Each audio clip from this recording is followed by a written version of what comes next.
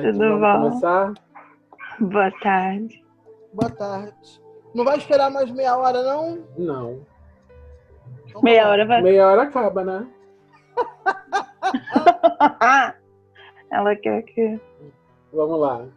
O título é muito sugestivo, né? Porque quando a gente sabe que quando se ensina qualquer coisa, esse ensino, o conteúdo, ele pode ser distorcido de acordo com o receptor, né? Se houver, há duas possibilidades de distorção de conteúdo. O meio, ou seja, a ferramenta que é usada para poder passar o conteúdo, ela pode ser inadequada e distorcer o conteúdo, a mensagem, e chegar errado já no próximo, ou o receptor. Se o receptor, a Bíblia fala que se você tiver olhos bons, você vai conseguir ver a parte boa, o lado bom de todas as coisas. Então, se o receptor também não estiver preparado, ou não estiver preparado no sentido de receptivo para a mensagem não chega. Não chega, não atua, não dá fruto. Como as sementes lançadas em solo rochoso, em solo fértil, enfim. Fica no raso e logo vem um predador e leva a semente embora, o broto embora, enfim.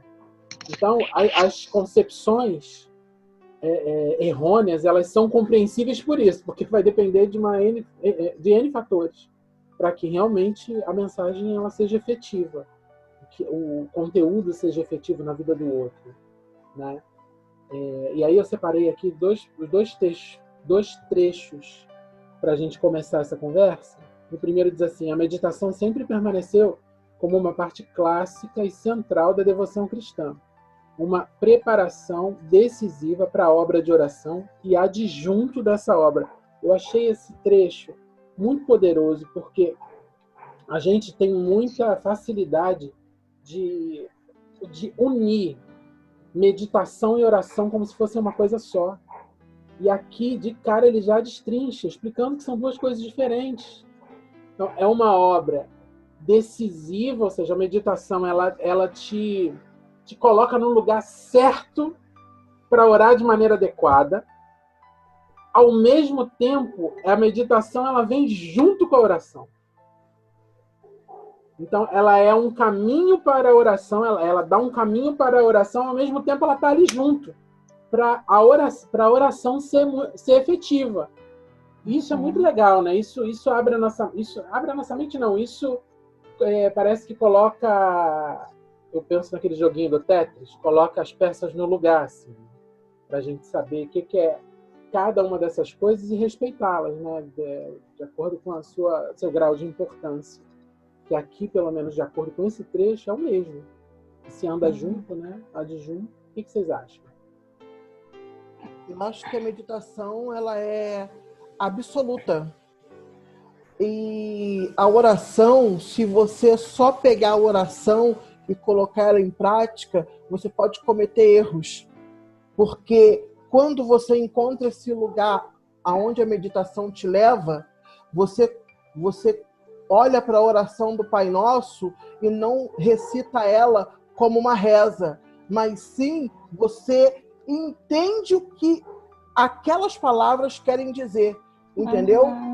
Porque quando fala assim, a oração do Pai Nosso, você fala assim, Pai Nosso que está no céu, santificado seja o vosso nome. Aí sempre quando você vai orar, você vai, Pai Nosso que está no céu, santificado. E agora quando você vai para esse lugar aonde só a meditação te leva, você sabe que aquelas palavras significam que independente de qualquer coisa, você tem que colocar Deus no lugar dele, entendeu?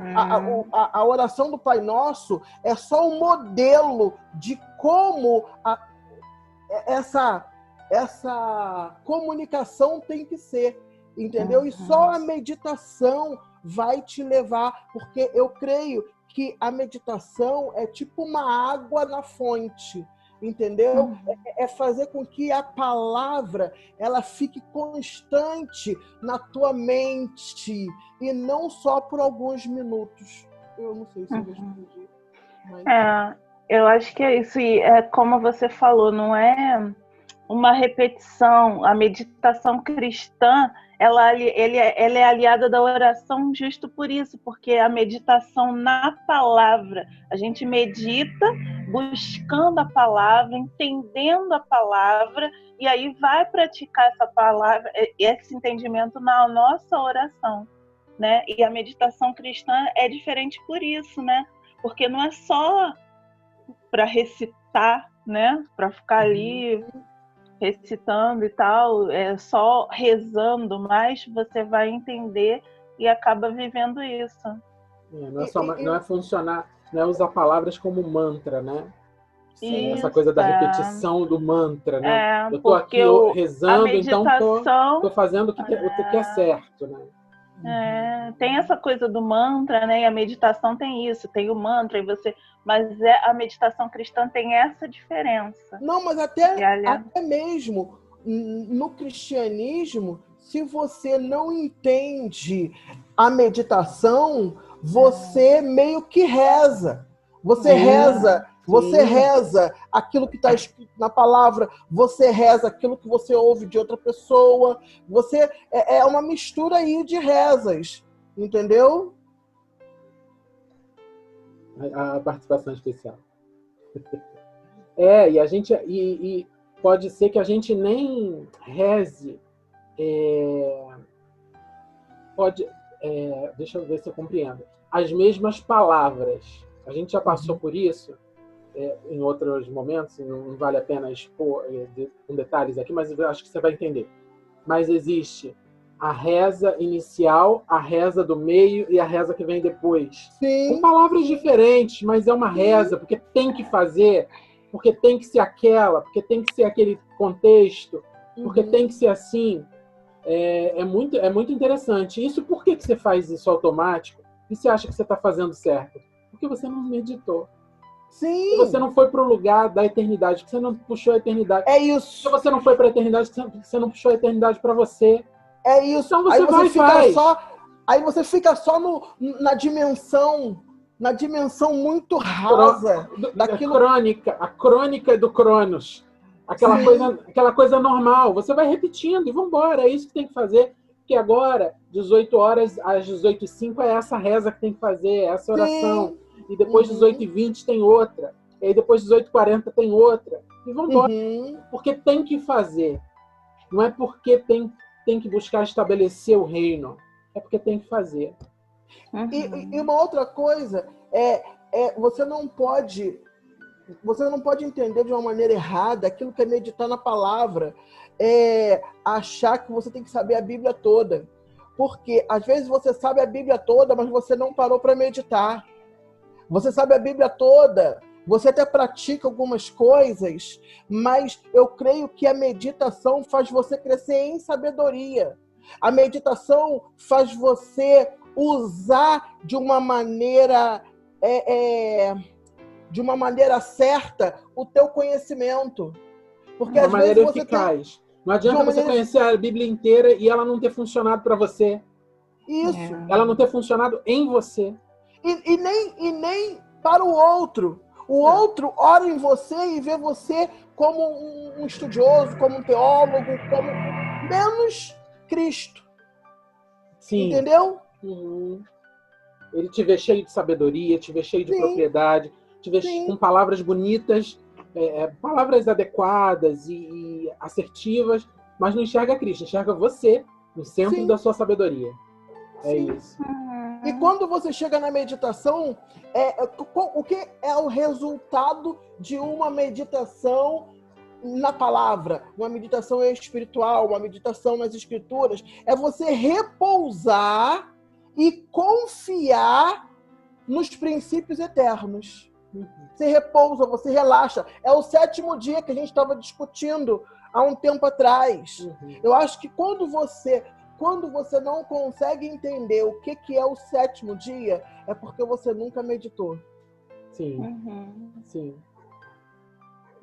Eu consigo, você falando isso agora, eu consigo imaginar Deus no 7º dia, enfim, seja ele o que for, esse período, ele parando para observar tudo aquilo que ele criou.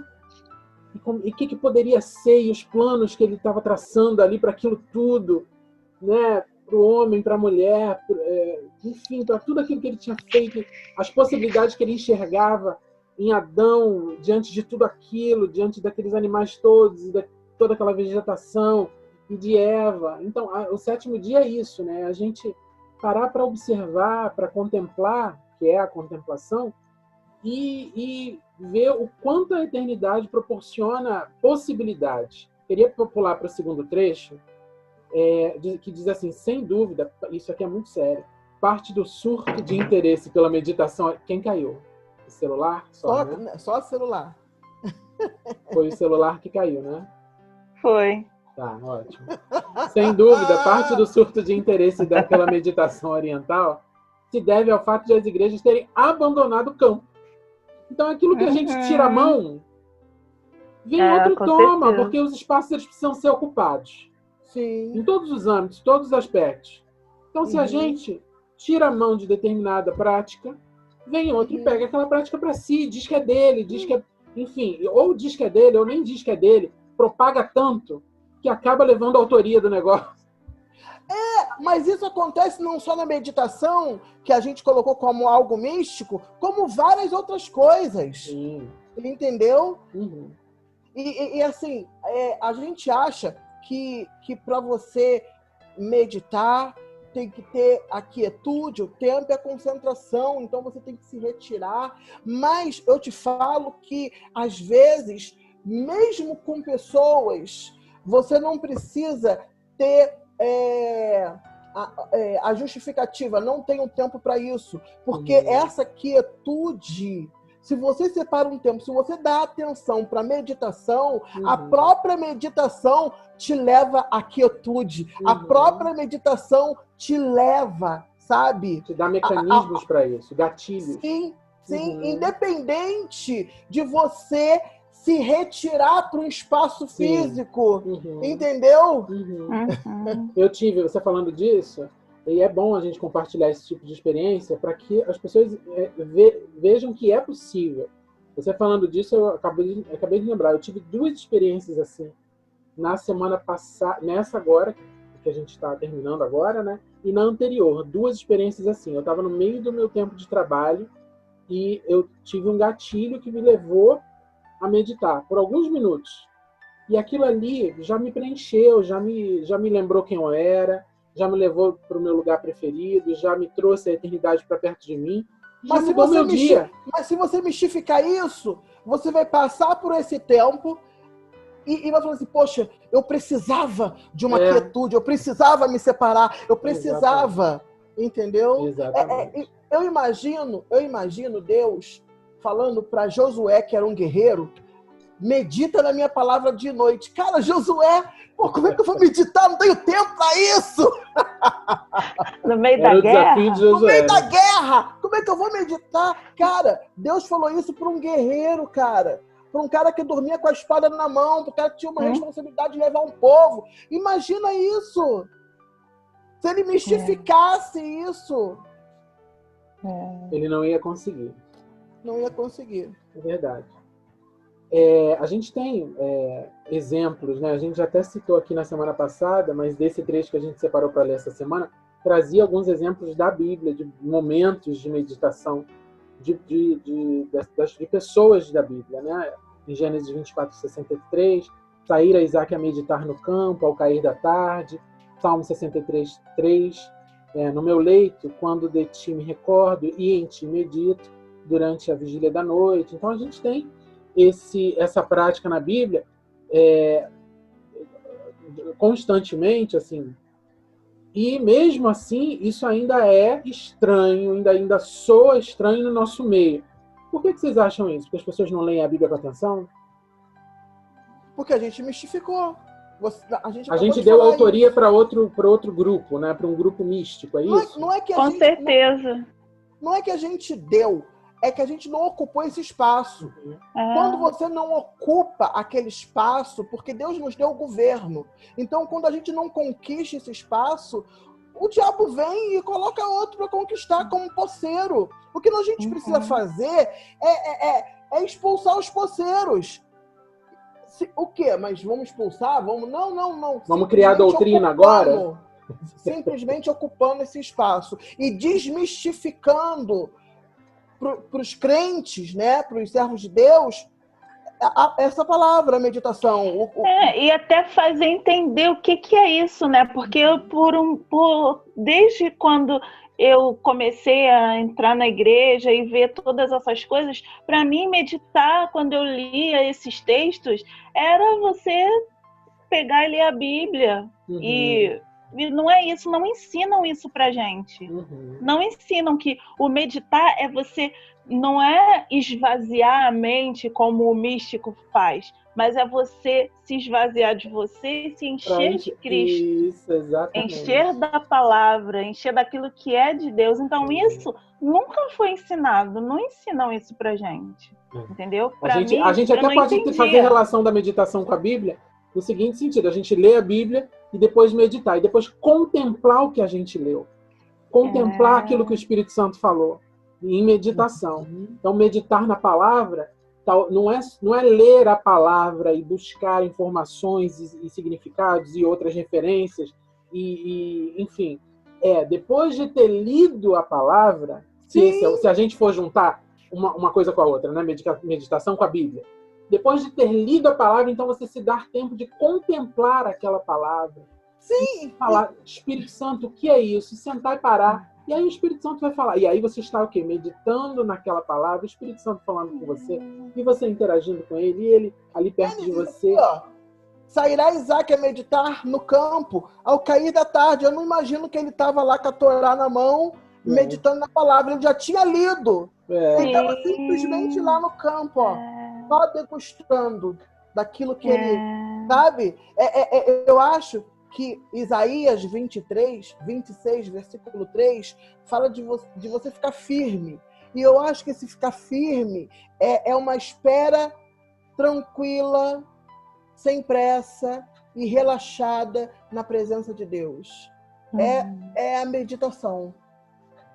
É o nosso desafio, né? Nós somos Josués hoje em dia. A gente talvez não tenha uma muralha física para derrubar, para rodear e derrubar, mas a gente tem batalhas a serem vencidas todos os dias, batalhas humanas. Aquilo era batalha humana para Josué. Ele tinha um Deus indo na frente dele, que garantia a vitória, que falava para ele: olha, ser forte e corajoso, medita na minha palavra, guarda a minha palavra, as minhas leis, meus preceitos, e vai lá, pega a tua espada e vai batalhar, porque vocês vão conquistar o que precisa ser conquistado. Então a gente tem dadas as proporções, a gente tem isso para viver também. Então, aí, aquilo que eu estou falando de Josué porque você levantou Josué. Então, Josué era um guerreiro, o cara da espada, o cara que, vambora, não esmorece, vambora, vamos fazer o que tem que fazer, vamos marchar, vamos dar 7 voltas, enfim. E a gente também tem isso para fazer. A gente tem que levantar, tem que cuidar do filho, tem que a louça para lavar, tem que sair para trabalhar, tem que pegar um ônibus, tem que correr o risco, atravessar a ponte Rio-Niterói e imaginar que ela não vai cair quando você chega do outro lado. Enfim, a gente tem as nossas batalhas a serem vencidas também, e separar o tempo para meditação é difícil. Agora, quando você aprende, e aí eu volto ao que a Larissa falou, quando a gente aprende, ao longo da nossa caminhada, das nossas batalhas, a gente aprende os gatilhos, que o Espírito Santo dá os toques para a gente, fala assim: dá uma relaxada aí agora, que eu quero estar aí com você, que eu quero te dar um refrigério. É um refrigério. Então a gente vai praticando esses gatilhos. Depois que a gente já praticou, já aprendeu o grosso. Porque tem que ter o início, né? Tem que você entender. Pode falar. Eu acho que o gatilho maior é a gente derrubar, aprender com Josué, porque Josué ele tinha uma vantagem.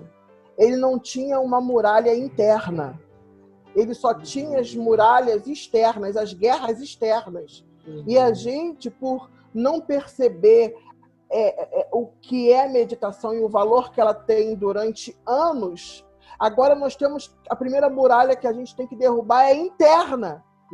Entendeu? Do preconceito, né? Do preconceito. Porque o Josué, por que ele ia? Por que ele derrubava as muralhas externas? Por que eles venciam as guerras externas? Porque não existia muralha dentro dele, cara. Ele acreditava que o Senhor ia na frente. Davi acreditava que o Senhor ia na frente. A gente é muito bom quando a gente está verbalizando. Pô, mas será que Deus está comigo? Será que Deus realmente está na frente? Pô, tá entendendo? E aí, a gente não tem, então, o nosso gatilho inicial é vencer, derrubar as nossas muralhas, nossas guerras internas em relação a algumas coisas.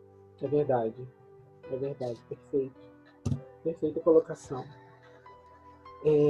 Seguimos aqui com mais um trecho que diz assim: Deus lhes falava, não porque essas pessoas tivessem capacidades especiais, isso é maravilhoso, mas porque estavam dispostas a ouvir. Talvez seja isso que a Larissa acabou de falar, né? Dispostas no sentido de disponíveis, porque não tinha resistência. Então, quebrando essa resistência interna, essa meditação, essa prática, né? Ela fica fluida, porque você não tem mais um impeditivo pessoal próprio, um preconceito que vai impedir que se ouça a voz de Deus, que se sinta a sua presença. Não, aí está a palavra, dispostas a ouvir, não está dispostas a escutar, mas a ouvir, né? Porque a palavra de Deus diz: quem tem ouvidos, ouça aquilo que o Espírito diz à igreja. Então, uma coisa é você escutar, outra coisa é você ouvir, porque às vezes você só escuta. Escutei. E você até esquece. Mas quando você ouve, você interioriza aquilo que você escutou. Entendeu? É verdade. Sim. Talvez você ouça com o espírito, né? Sim. Você escuta com a alma, com o corpo, com o teu barulho, né? Com o teu barulho interno da alma, muitas vezes. Mas se você ouve com o teu espírito. E aí, isso significa que você encontrou um lugar comum com a eternidade, né? Que é esse lugar da meditação, né? Essa interseção, esse lugar onde você comunga do natural e do sobrenatural, que é a eternidade. Outro trecho aqui para a gente pensar. A diferença, e a Elisa já trouxe isso para a gente hoje. A meditação oriental é uma tentativa para esvaziar a mente, não a Deus ao qual ligar-se ou de quem ouvir. É um esvaziamento. E é muito bom, né, momentaneamente. Não sei que tipo de fruto isso pode gerar, mas, enfim, é bom também a gente se esvaziar. A gente parar de se ouvir, porque às vezes o que a gente está ouvindo de nós mesmos é muito ruim. Agora, se não vem... a gente tem uma passagem, né, que fala que se sai um, e se esse espaço onde aquele um estava ocupando não for preenchido com o Espírito Santo de Deus, volta 7. Então, o que adianta só... Isso é o que a gente acredita, né? Que é na palavra de Deus. Se a palavra diz isso, então a gente acredita. Então, o que adianta uma prática constante de puro esvaziamento e um não preenchimento positivo? E a meditação cristã é exatamente o contrário, como a Elise já tinha dito. É uma tentativa para esvaziar a mente. E é muito legal quando o autor coloca uma tentativa, porque é uma luta, né? Porque a gente, ao mesmo tempo que a gente está dizendo para mim, eu preciso parar de pensar, daí a gente já está pensando que precisa parar de pensar. Então, por isso é uma tentativa, é uma luta constante. É uma tentativa para esvaziar a mente, a fim de enchê-la à necessidade de separação, mas devemos prosseguir buscando a união. É muito interessante. Então, na meditação, a gente tenta, claro, na medida do possível e do que o dia a dia permite, uma separação. Mas o objetivo final é a união. Primeiro é a união com o Espírito Santo de Deus, com Jesus Cristo, com a Trindade, para poder entendê-los, para poder passar a ser um com eles. E depois uma união com o nosso próximo. Porque não vai adiantar a gente se elevar espiritualmente, maravilhosamente, meditações, em orações e leitura bíblica e aprender deles, dos três da Trindade, se isso não resultar numa melhora do nosso relacionamento com o nosso próximo. Então, eles precisam enxergar nessa melhora de relacionamento o que eles vão enxergar? Essa nossa proximidade com a Trindade. Então, há uma necessidade de separação, é muito legal essa colocação do autor. Há uma necessidade de separação para a meditação, isso é maravilhoso. Mas o propósito é o quê? A união. Quando Jesus subia o monte, quando Jesus se separava, ia lá orar um pouco para poder, né, recarregar a bateria dele. Quando ele voltava, ele não voltava para se isolar, ele voltava para ir para o meio da galera. Vamos embora, quem quer vir atrás de mim, vem. Quem precisa de cura, vamos lá. Quem precisa de palavra, vamos sentar aqui, vamos falar do amor de Deus. O objetivo final, o foco final é a união. Em primeiro lugar com a Trindade e depois, claro, com o próximo, com todo mundo. O que vocês acham disso? Sim, se a gente não tiver o nosso ser transformado, a nossa vida, nossas atitudes com o próximo, com as pessoas que estão próximas de nós, se estiver nesse caminho de meditação, não está fazendo certo. Não é o caminho correto, né? O objetivo, né, tá errado, né? A base está errada. Eu acho que Cristo ele se isolava tal para falar com o Pai, mas meditação em cima de tudo isso que a gente está falando é o já não vivo mais eu, sabe? Quando você encontra esse lugar da meditação, você entende o que Paulo falava. Já não vivo mais eu, mas Cristo vive em mim. É eu morrer para a minha imaginativa, para tudo. Então, são os pensamentos de Cristo que estão permeando a minha mente. É a vida de Cristo que está permeando a minha mente. Então, aquilo que é a meditação oriental, uma tentativa de esvaziar a mente, é a minha também. A minha mente hoje está vazia, já não vivo mais eu. Nós temos que entender a palavra. O que é não viver mais eu? É eu me submeter à mentalidade de Cristo. Uhum. É quando Cristo... uma vez o Cristo falou assim, eu poderia julgar, eu tenho muitas coisas para falar ao seu respeito, mas eu prefiro falar aquilo que só o Pai manda eu falar. Pô, cara, é isso. Aí você entendia por que ele se isolava tanto, por que ele meditava tanto, por que ele falava tanto pro Pai e depois vinha pra galera. Ou seja, a parte dele, homem, poderia falar, poderia julgar, mas ele escolheu só falar aquilo que ele absorvia depois que ele voltava da meditação. Talvez Paulo estivesse parafraseando o próprio Jesus, né? Jesus, quando subia, ele estava querendo, não posso viver a minha carne aqui. O que tem que viver é o meu Pai através de mim. E aí depois vem Paulo e faz uma paráfrase do próprio Cristo, da atitude de Cristo, né? Na verdade, a nossa vida inteira precisa ser uma paráfrase da vida de Cristo. E é tão bom, né? Você pegar o já não vivo mais eu e linkar com aquilo que é meditação, né? Exatamente. Ele traz uma afirmação que eu quis... Ele faz uma afirmação nesse trecho que a gente leu essa semana, que eu queria trazer para a gente para ver se vocês concordam com isso. A meditação é a mais prática de todas as disciplinas. A gente ainda não viu todas, porque essa é a primeira que a gente está vendo do livro, né? Mas ele fala de oração, ele fala de leitura bíblica, enfim. Vocês acham isso? Vocês concordam com isso? Ou será por que ele fala dessa maneira? Por que será que ele fala dessa maneira? Eu acho que porque eu acho que a meditação faz isso que a gente tem falado aqui, ela causa uma transformação, né? Então, assim, eu acho que esse é o objetivo de Cristo na nossa vida e da palavra de Deus na nossa vida, a gente ser transformado e estar cada dia mais perto de Jesus, de ser parecido com Jesus. Então, acho que por isso possa ser, sim, mais importante.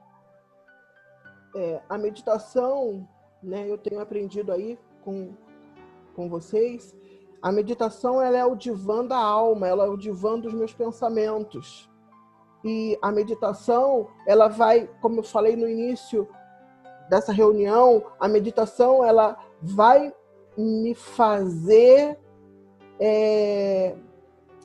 utilizar ou fazer o melhor uso do meu conhecimento, entendeu? Então, Eu acho que a meditação é a prática de todas as disciplinas, porque eu vou me submeter a isso. Eu vou me submeter a essa mentalidade, a ter a mente de Cristo. E tendo a mente de Cristo, cara, é isso. Eu pensei em duas coisas aqui muito legais. Primeiro, lembrando do que você falou lá no início também sobre uma fonte a jorrar, e aí eu já pensei, não pensei nem na fonte natural. Sabe aquelas fontezinhas que a gente compra para ficar fazendo barulhinho de água em casa? Aquele motorzinho que fica assim? Eu pensei na meditação como sendo isso. Então ela não deixa a água parar de correr. E outra coisa, com essa sua fala agora, a fala de vocês duas, eu pensei que o lugar que a gente encontra na meditação seja o lugar que talvez as pessoas pensem que é a igreja, que é o templo religioso. E não é. Não é. Lá, talvez, nas quatro paredes, a gente precisa aprender como encontrar o lugar da meditação.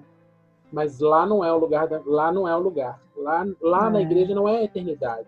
E muita gente se frustra porque acha que vai encontrar lá o lugar que a gente encontra meditando e contemplando. E não é. Lá é o lugar de se encher, lá é o lugar de que recebe uma bênção, que recebe óleo fresco, que recebe palavra, se renova na palavra, tem comunhão, põe em prática o que você aprendeu na tua meditação, o que você aprendeu no teu dia a dia. E muita gente se frustra com isso, né? Talvez por isso a meditação seja a mais prática de todas as disciplinas, porque ela coloca a água para correr. E ela dá resultado. Quando você faz da maneira, né, correta, de uma maneira consciente, ela dá resultado. Porque não há como, tem aquela canção da Fernanda Bruna, quem já pisou no Santo de Santos, em outro lugar não sabe viver. Então, quem já experimentou o lugar da meditação, não gostaria mais de ter que sair dali. Porque é o lugar onde você se encontra com ele, é o lugar onde você mais sente a presença dele, é o lugar onde você se encontra como filho, como escolhido, como amado. É o lugar onde você mais se sente assim. Aí você imagina, eu fico pensando nos templos, né, nas congregações, 300 pessoas, 1000 pessoas. Se todas aquelas 1000 pessoas tivessem tido essa experiência nas suas casas e fossem ter um encontro de comunhão, de louvor e de agradecimento depois desse, como que seriam as nossas reuniões? Como que seriam? Seriam só a Rua Azusa. Ia ser Rua Azusa em todo lugar, tudo ia ser transformado as ruas, ia ter que ser Rua Azusa.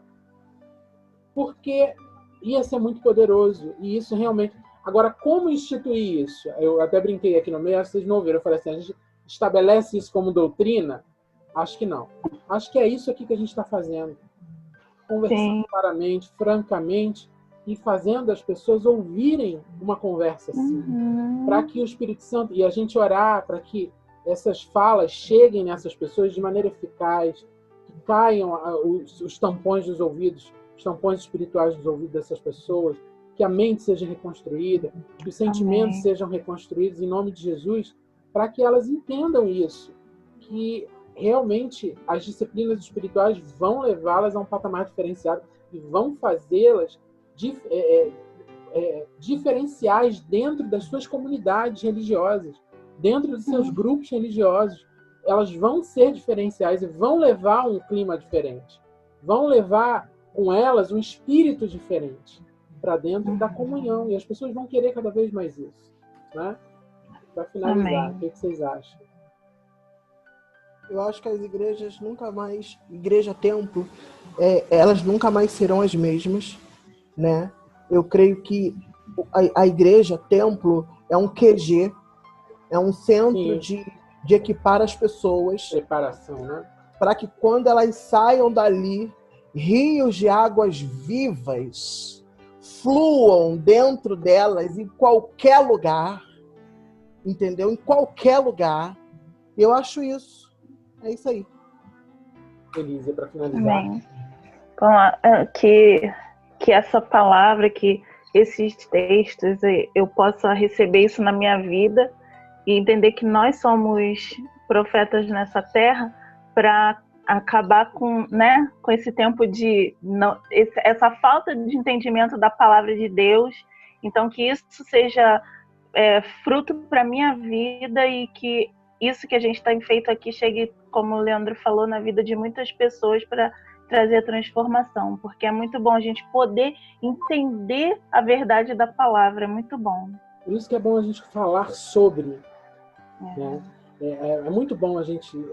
Nossos momentos devocionais são maravilhosos, porque a gente ouve o próprio autor, o Espírito Santo falando com a gente, explicando, revelando coisas. Isso é maravilhoso. Mas um momento de comunhão, para a gente trocar ideias sobre o que a gente leu... tão bom. É muito... sinergético. Não, é sinergético. A gente sai de cada encontro de uma conversa sobre o que lemos, a gente se percebe edificações novas. Parece que novos tijolos foram colocados. E a gente sai de pessoas diferentes. E a atmosfera de hoje é completamente diferente da atmosfera de sábado passado. Sim. Que também foi muito boa, mas é uma outra atmosfera hoje. Sim. Você vê que o Senhor ele renova aquilo que ele sabe, é aquilo que ele quer da gente. Sim. Todos os dias. Exatamente. É verdade. E é exatamente isso que a Elisa falou e que eu já havia falado. O objetivo que esses vídeos eles cheguem aos ouvidos das pessoas como sementes, germinem, gerem árvores com frutos, mas principalmente que essas árvores levem fruto e sombra. Amém. Que não pare aqui, que não pode parar aqui. As pessoas precisam crescer, as pessoas precisam se libertar. Não é só o entendimento da palavra de Deus, mas é o entendimento do que é a vida com Deus e sua palavra. Então, Deus deixou um livro para nos acompanhar.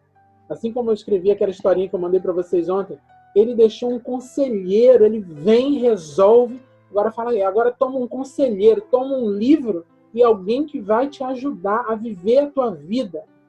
E é isso que a gente quer com essas conversas. Um beijo do Semburgo. Beijo.